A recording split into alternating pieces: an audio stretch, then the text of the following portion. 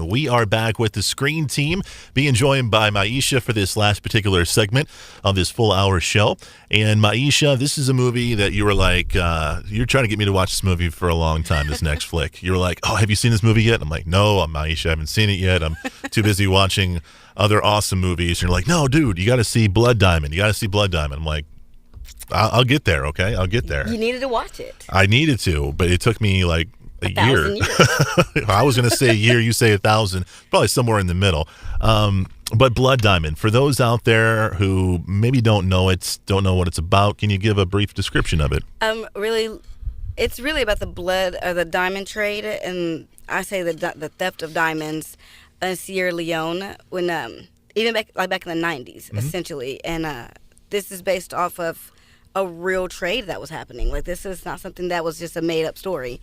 Leonardo DiCaprio is, I have a hard time describing what he is. He's almost like not a missionary, but mercenary. Is he a good guy or a bad guy? He's a guy. He's a guy. I would never classify him as good or bad. He has moments. Yeah. And then it has Jaimin Hansu, and his family essentially is, his son is kidnapped, and you have to deal with the rebels who are the RUF, and they don't want democracy, really, in Sierra Leone. They want things to be the status quo. It's rough. It's a very rough, it's a hard watch. It is a hard watch. You mentioned that his son gets captured, but before his son gets captured, he gets captured. He does. And basically, they don't want these folks to vote in elections, so they cut off their arms and say, you know what, you don't have any hands, you can't vote. So, and they get to the main character in the film, and they're getting ready to take care of his hands, and they're like, you know what, we need you to work in the mine. So get off and go do that. And when he's doing that, he finds this amazing, humongous diamond. I mean, it's pink diamond. It's rare. It has to be. I think in the movie it's like 26 carats. It's unbelievable. Yeah. And it's raw. It's a raw diamond, uncut. And what you have is the Kaplan, or it's the Kaplan firm in London. It ties all the way back to England and America, and he wants this diamond. He wants these raw diamonds. This is how he's getting them, and with no care to the blood that is being shed over these stones.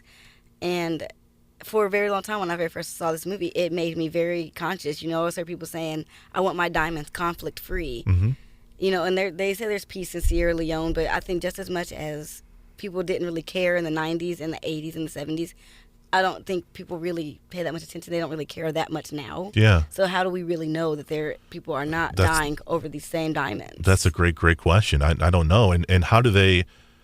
How do you know that people aren't lying? How do you know that, even if you're like, if you're ring shopping and you know what, I want blood-free diamonds, and they're like, okay, here you go. How do you know that those are legit? How do you know? I mean, you just don't know anymore. It's because it wasn't just Sierra Leone. I mean, that was the focal point of the movie, but it is also Libya, and people were transporting across the borders, and they were transporting them in goats, and even though they were being prosecuted over there, it's just that by the time they get to our countries where they're so precious, it's one of those, you just don't know whose blood's been shed.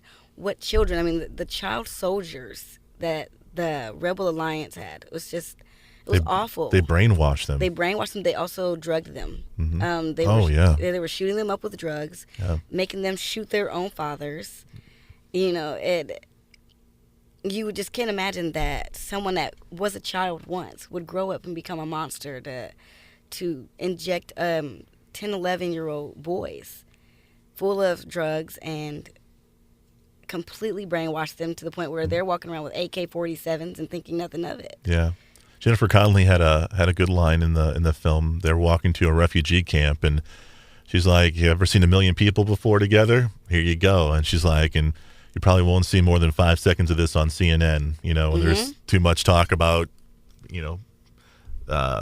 political scandals and Kardashians and stuff like that, So, and she made a really, really good point. She plays a journalist in this particular film who, at the very end, was able to get the story out about the blood diamonds, and luckily so. Otherwise, that who would care? Yeah. I mean, I think I think that her role, her and Leonardo DiCaprio, I thought it was a very, they had a, excuse me, dynamic role together. Because she basically was telling him, you're here exploiting these people. And he says, but aren't you doing the same thing for a story? Yeah. Yeah. And in essence, that's what they do. You go to these third world countries and you videotape them and write these stories about them. But her point was, people need to understand. And I know you know more than what you're saying. Yeah.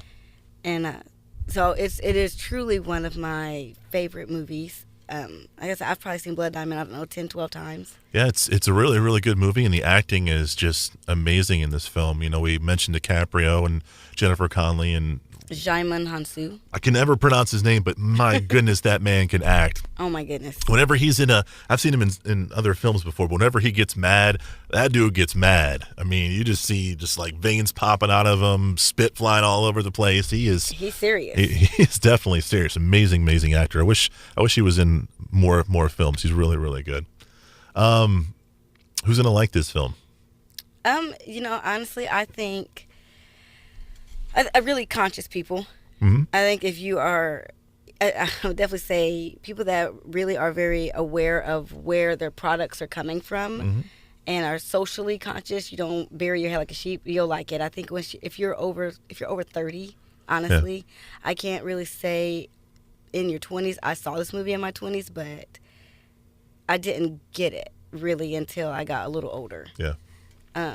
So I really think 30 and up, that's when you're really going to understand this movie. Because we do, as a country, our country in England, we have taken, honestly, from so many different countries and continents. And I think that people will understand that at some point, it's not okay.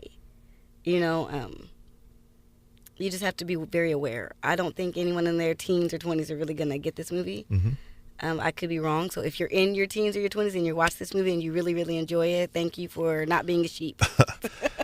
That's Maisha. She's a leader. My name's Chris. I'm a sheep. Maisha, thank you for being on the show. We appreciate you. Thanks for having me. We're going to be coming right back with our full hour of movie reviews. And the next half hour, we're doing all kind of Olympic-based movies, celebrating the Olympics going on. We're going to be doing a documentary called The Boys of 36. We're also going to be doing the movie called Race, which is a biopic about Jesse Owens. And what's the last one we're doing? Cool Runnings. The Jamaican bobsled team. Classic. It's all coming your way next right here on KWOC.